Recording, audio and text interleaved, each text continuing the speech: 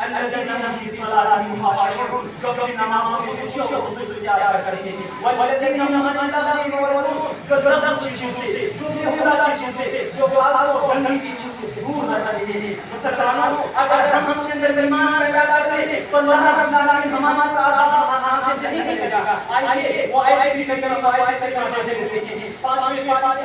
آیات کا کرتے ہیں رب العالمین فرماتا ہے ما یفعل اللہ بعذابکم ان شکرتم وآمنتم اگر ایمان والے اگر مسلمان اگر مومن ایمان کے اندر پیدا کرتے اور شکرگزار بن جائے ما یفعل اللہ بعذابکم تو اللہ رب العالمین ہمارا آسان سے صحیح کرے گا اتنا ہی نہیں اللہ رب العالمین فرماتا ہے ولو ان اهل القرى آمنوا واتقوا لفتحنا عليهم بركات من السماء اگر بستی والے گاؤں والے اگر ایمان اور تقوی پیدا کر دیتا ہے برکات من السماء والارض تو آسمان سے زمین پر برکت نازل ہو جائے گا اور دوسرا وجہ یہ ہے کہ اللہ رب العالمین مرجو بناتے ہیں اللہ رب العالمین سورۃ البقرہ رب العالمین فرماتا ہے وعد اللہ الذین آمنوا منکم وعملوا الصالحات ليستخلفنهم في الارض اللہ رب العالمین فرماتا ہے اگر ایمان لے آئے اور ان ایمان میں اللہ رب العالمین خود فرماتا ہے لا يستخلفنهم في الارض ہم نے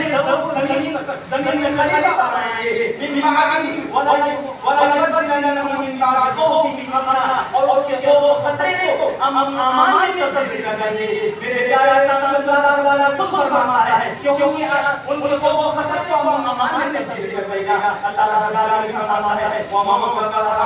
یعبدوننی لیکن شرط ہے تو میری عبادت کرے ولا یشرکون بی شیئا اور میرے ساتھ کسی کو شریک نہ کرے آج مسلمان ہیں اپنے آپ مسلمان ہیں مومن کہتے ہیں لیکن اللہ کو چھوڑ کر کسی اور کو مشرک کی شہادت کروا سکتے ہیں اللہ رب العالمین کی آیت کو کیسے آئے گی آج مسلمان میرے پیارے ساتھیوں اللہ رب العالمین کو چھوڑ کر دوسروں کے سامنے سجدہ کرتے ہیں اگر ہم چاہتے ہیں کہ رب العالمین پر آئے شرط ہے ہمارے اندر ایمان اور تقوی پیدا کرے آخر میں رب العالمین سے دعا کرتے ہیں کہ رب العالمین ہم تمام مسلمانوں کو قیامت کی صورت تک توحید پر چلے رہنے